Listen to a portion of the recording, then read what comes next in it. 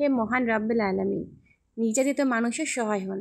গাজা নিষ্পাপ শিশু, মা, ভাই, বোনদের আজ দুঃসহ যন্ত্রণা, তারা নির্যাতনের শিকার। তাদের জন্য আমরা হাত তুলে দোয়া করি, আপনি তাদের রক্ষা করুন, শান্তি ফিরিয়ে দিন, অবিচারের অবসান ঘটান হে রাব্বুল আলামিন। আমরা মুসলিম জাতি হয়ে কেমনে নীরব আছি? ফিলিস্তিনের গাজা ভাই বোনদের হত্যার প্রতিবাদ আমরা কেন করতে পারতেছি না? আমাদের ক্ষমতা আল্লাহ চাইলে যে কোনো সময় ফিরিয়ে নিতে পারে, কিন্তু তারপরও আমরা একবারও ফিরেও তাকাচ্ছি না, এমনকি তাদের জন্য দোয়াও করতেছি না।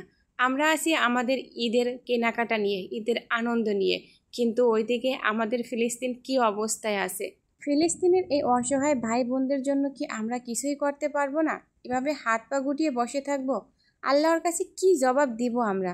মনটা ছটপট করতেছে, যেভাবে একটা পাখিকে ভয়াবহ আঘাত করার পর সে ছটপট করে, যেভাবে মনটা ছটপট করতেছে, কিছু করতে পারতেছি না। আর কতদিন এভাবে চলবে? ছোট ছোট নিষ্পাপ শিশুদের পাখির মতো দেহ থেকে সে প্রাণটাও নিয়ে নিচ্ছে ওরা। আল্লাহ আর কত ধৈর্যের পরীক্ষা নিবে তাদের? আল্লাহর কাছে প্রার্থনা করা ছাড়া আমাদের আর কিছুই করার নেই। দিনে রাতে প্রতি সেকেন্ডে নির্বিচারে বোমা হামলা, সাধারণ নর নারীর শিশুদের হত্যা করা, এর তীব্র নিন্দা জানাই। কত দিনে বাঁচবো আমরা? কী নিয়ে এসেছিলাম এই পৃথিবীতে, আর কী নিয়ে আমরা যেতে পারবো? হিংসা ও অহংকার কখনো আনন্দ দিতে পারে না। সময় কিন্তু ঘুরে দাঁড়াবেই। উন্নত রাষ্ট্রের উচ্চ ক্ষমতাসম্পন্ন অস্ত্র উৎপাদন বন্ধ করা হোক, সকল পৃথিবীর যুদ্ধ বন্ধ করা হোক, শান্তি আলোচনা আসা হোক। জাতিসংঘের বারবার ব্যর্থতার পরিচয় দিচ্ছে।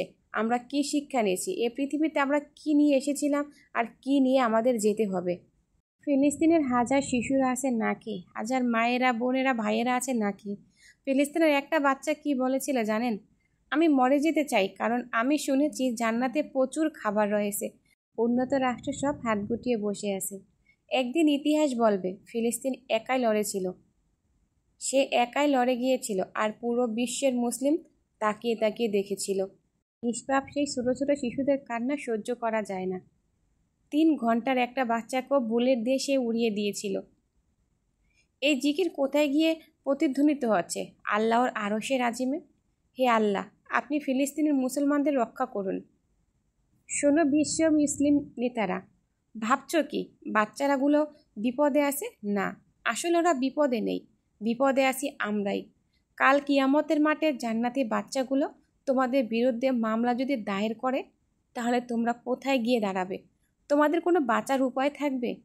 হে রাব্বুল আলামিন, ফিলিস্তিনের এই ধ্বংসস্তূপ থেকে তুমি সবাইকে রক্ষা করো, সবাইকে তোমার আরশের আজিমের সেই চাদর দিয়ে সবাইকে মুড়িয়ে নাও। তুমি রক্ষা করো সবাইকে, ফিলিস্তিনিকে তুমি রক্ষা করো, হিয়া রাব্বুল আলামিন।